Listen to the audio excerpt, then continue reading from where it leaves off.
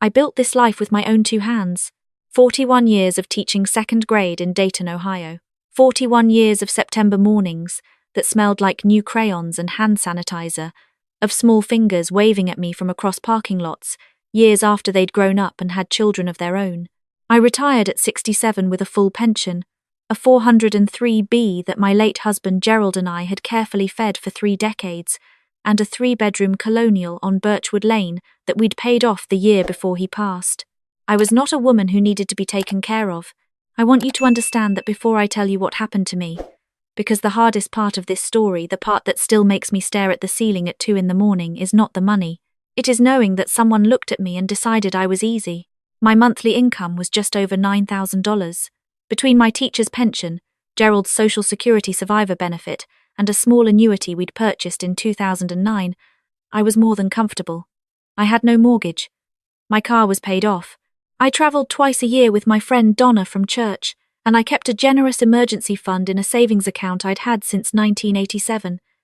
I was not rich by any stretch. But I was secure. I had built something real, and it was mine. My daughter Claire lives in Portland. She is a physical therapist, sharp as a tack, calls me every Sunday without fail. My son-in-law, Derek Claire's husband, works in commercial real estate. He always had an answer for everything. That easy confidence, the kind that fills up a room before the person even finishes walking into it. When they first got married 11 years ago, I liked him well enough. He was charming. He remembered my birthday. He grilled a very good steak. It was only later that I understood there are 2 kinds of people who always know the right thing to say. One kind is genuinely kind. The other kind has practiced. It started the way these things always start, slowly, reasonably, with the best-sounding explanations in the world. Gerald passed in the spring of 2022. It was a heart attack, sudden, no warning. One morning he was reading the newspaper at the kitchen table, and by afternoon he was gone. I will not dwell on that grief here except to say that it cracked something open in me. For 8 months I moved through my own house like a guest who didn't know where anything was kept. I forgot appointments.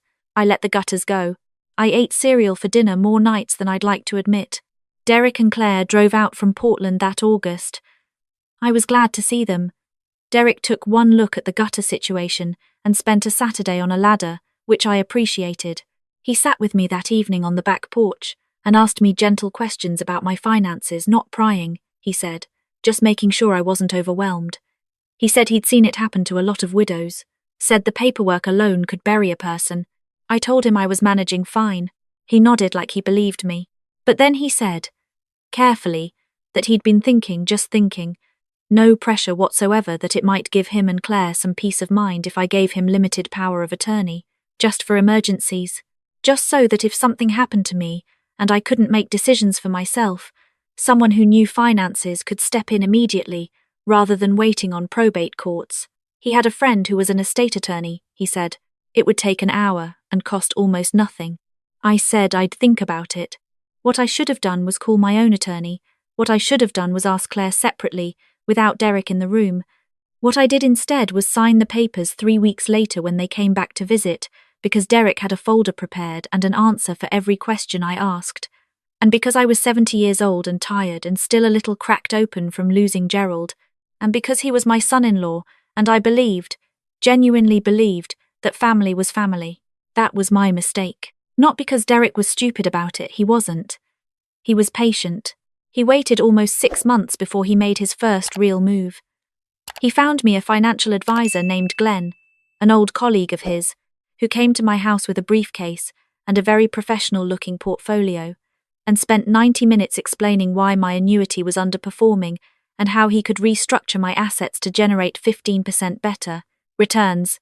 I didn't fully understand everything, Glenn said. I'm not ashamed to admit that I was a schoolteacher, not a banker, but Derek was there nodding along, and I trusted Derek, and so I signed a transfer authorization that moved my annuity into a new managed account under Glenn's firm. 6 months after that, my monthly annuity payments stopped arriving. I called Glenn. His assistant told me there had been a restructuring period, and payments would resume within 60 days. I called Derek. He said this was completely normal, that the transition always caused a temporary pause, that I shouldn't worry. I didn't worry. I should have worried. The payments never resumed. When I tried to call Glenn again, 3 weeks later, the number had been disconnected. I am not a woman who panics.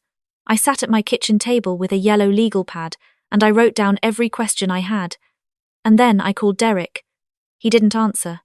I called 3 more times over 2 days. When he finally called back, his voice was the same easy, confident voice it always was, and he said Glenn had closed his practice unexpectedly due to a health issue, but not to worry, because Derek had already been in contact with a new firm that would be picking up my account. He said he would handle the transition personally. He said it was all under control. I believed him. I am still angry at myself for that. Over the next 4 months, Derek handled the transition. What that actually meant, I would not learn until much later. What I knew at the time was that my bank statements had stopped making sense. There were withdrawals I didn't remember making. When I asked Derek, he had explanations, a home warranty payment I'd forgotten about, a tax penalty from 2020 that had just come through, a quarterly fee from the new investment firm. He always had the paperwork to show me, and the paperwork always looked right, and I am not too proud to tell you that I started to wonder if the problem was me, if grief had done something to my memory, if 71 years old meant I was losing the thread. I started keeping a notebook. Every single expense, every withdrawal, every bill. I wrote it all down in a green spiral notebook I kept in my nightstand drawer, and slowly, over the course of 8 weeks, a picture formed that I could not explain away. In 14 months, $312,000 had left accounts that I controlled, or thought I controlled. I sat with that number for a long time. $312,000. Gerald and I had saved that money over 30 years. That was 2 family vacations we never took. That was the kitchen renovation we kept putting off. That was every overtime hour, and every skipped luxury, and every careful choice we made because we wanted to be secure. I called Derek and told him I wanted to sit down together and go through every transaction, line by line. There was a pause on the line. Just a half-second pause, but I heard it. He said that was absolutely no problem, that he'd put together a report, that we could do it over a video call that weekend. And then the weekend came and he had a work emergency, and the next weekend he was travelling. And 3 weeks went by and I had not spoken to him at all. I called my daughter. I will tell you what I remember about that call, because I need you to understand exactly what kind of woman my daughter is. I called her on a Tuesday morning and I said, "Claire, I need to talk to you about something, and I need you to just listen before you say anything." And she said, "Okay, Mum, I'm listening." I talked for 45 minutes. I told her everything, the power of attorney, Glenn the advisor, the stopped payments, the withdrawals, the $312,000. My voice cracked twice. I held it together the rest of the time. When I finished, there was a silence. Then Claire said, "Mum, I have to tell you something, and I need you to know that I did not know about any of this." She told me that 2 months prior, Derek had told her he was handling some estate planning paperwork for me, and she had signed something she now believed may have been an amendment to the original power of attorney. She had not read it carefully. She had trusted her husband. We were both quiet for a moment with that. Then Claire said, "I'm getting on a plane." She arrived the following evening. She drove directly from the airport, walked through my front door with a rolling suitcase, and sat down at my kitchen table with her laptop. She did not cry. She did not panic. She asked me to show her my green notebook, and she read every page without speaking. Then she asked me to pull up my online banking, and she went through 14 months of statements while I made us both tea that neither of us drank. At 11:30 that night, she looked up from the screen and said, "Mum, Derek didn't just manage your money badly. He stole from you." The word sat between us. Tea. I had known it for weeks. I had known it in the way you know something you're not ready to say out loud yet. Hearing Claire say it, watching her face while she said it, watching her absorb what her husband had done, that was one of the hardest moments of my life. Not because it surprised me, because it didn't. We found a real estate attorney named Patricia the very next morning. I am telling you her name was Patricia because I want you to remember that there are good people in this world, and sometimes they appear exactly when you need them. Patricia had been practicing elder law in Dayton for 22 years, and she had seen this exact situation more times than she could count. She was not surprised. She was not condescending. She sat across from me, and she spoke to me like I was an intelligent adult, which I am, and she explained exactly what had happened and exactly what we could do about it. The first thing she told me, and I want you to hear this clearly, is that a power of attorney can be revoked. You can revoke it at any time, as long as you are mentally competent, and you do not need the person who holds it to agree. You simply sign a revocation document in front of a notary and send certified copies to every relevant institution. Patricia had the revocation paperwork ready within the hour. The second thing she told me was that what Derek had done was not a civil matter. It was a crime. Financial exploitation of an elderly person is a felony in the state of Ohio. Derek had used a fraudulently expanded POA to transfer funds out of my accounts. Glenn, who turned out to be a real person, just not a licensed financial advisor, a distinction that matters enormously in court, had been receiving a percentage of each transfer. Together they had redirected my annuity, liquidated a portion of my investment account, and this is the part that took my breath away when Patricia showed me the document. Derek had submitted a loan application using my house on Birchwood Lane as collateral, without my knowledge, without my signature. My house. The house Gerald and I bought in 1987. The house where I raised my children. He had tried to borrow against it with a forged signature. The loan had not yet been approved. We stopped it with 2 days to spare. I want to be honest with you about what happened next, because I've heard too many of these stories end with a vague justice was served and a soft fade to resolution, and you deserve the real version. Derek did not admit anything when Claire confronted him. He had explanations.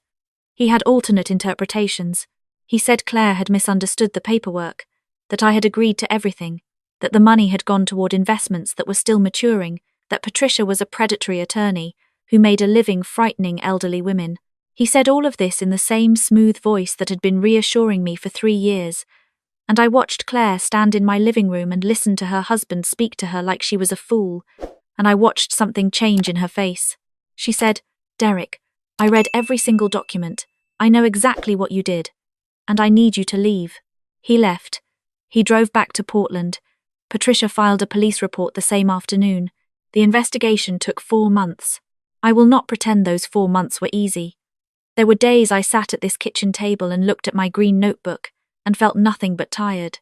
There were days I was furious, not just at Derek, but at myself for not seeing it sooner, for signing things I didn't fully understand, for letting grief make me temporarily smaller than I actually am.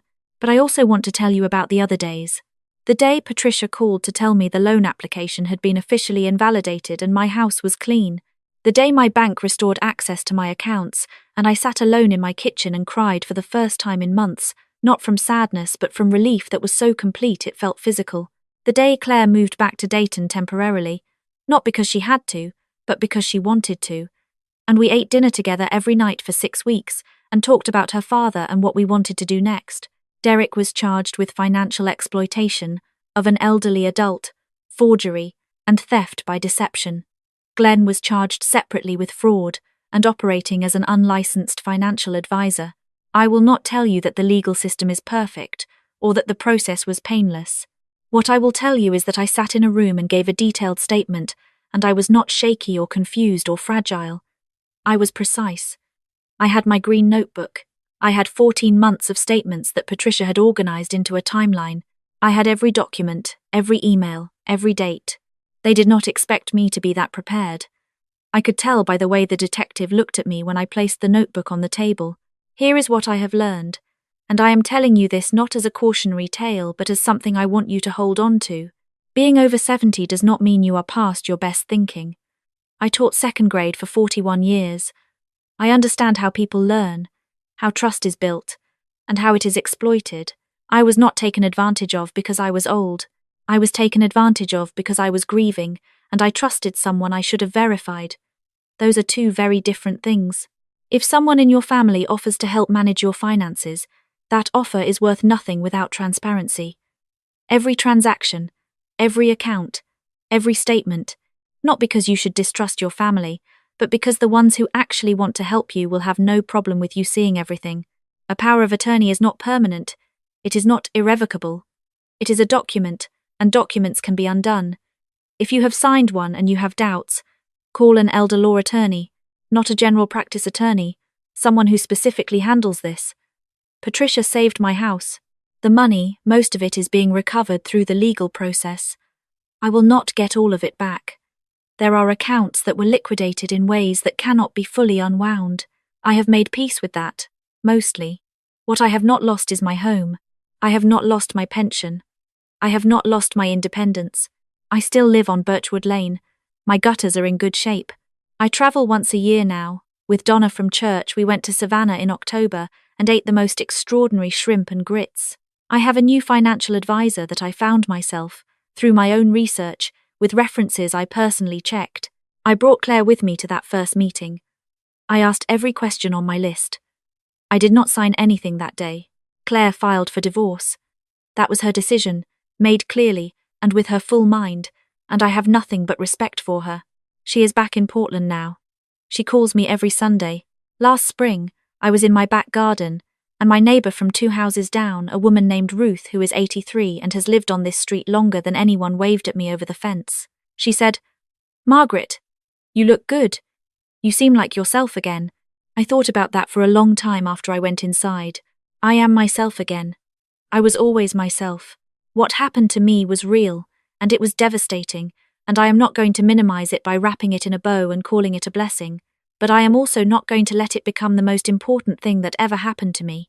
I built this life with my own 2 hands. I am still here, and I am not done. If you are watching this, and you are in a situation that feels like mine, money you can't account for, a family member who always has an explanation, a growing feeling that something is wrong that you keep talking yourself out of, please do not wait. Do not give it 1 more month to see if it resolves. Do not convince yourself that asking questions means you don't trust your family. Asking questions is exactly what you should be doing. It is what I should have done 3 years ago, and I am telling you now so that you don't have to learn it the way I did. Call an elder law attorney. Call your bank directly. Call your state's adult protective services if you need to. Write things down. Keep your own records. Your memory is fine. Your instincts are good. If something feels wrong, it probably is. You spent a lifetime building what you have. Protect it, like it matters, because it does.